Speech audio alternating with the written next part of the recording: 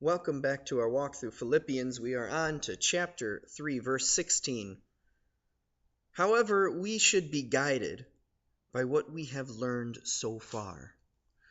Paul, in the last verse, he was saying, God's going to continue to reveal these things. If your faith isn't mature enough to see what he's talking about, God will continue to reveal it and show you what to think.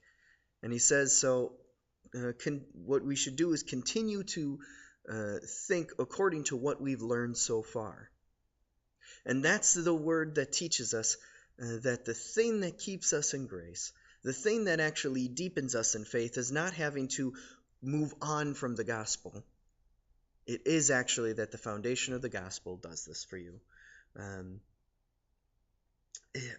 I find this also sometimes in the things you learn as a child, and then at some point you put them away. And you move on, and then somewhere along the way you go back to it and you think, you know what? That stuff's actually quite important. I think about this especially, I still actually pray a lot of the prayers that my mother taught me as a little boy.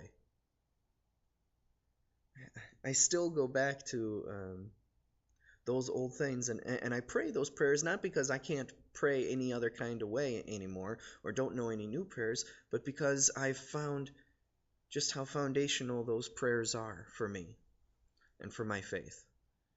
And that saying the same old prayer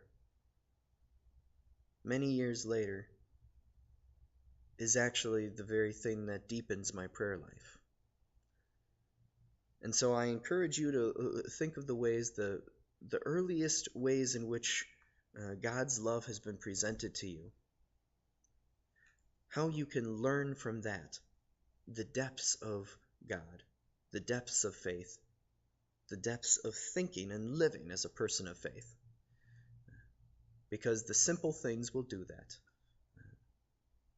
And we often abandon them only to years later realize just what power they have. Let the simple work of Christ do profound things for you. Amen.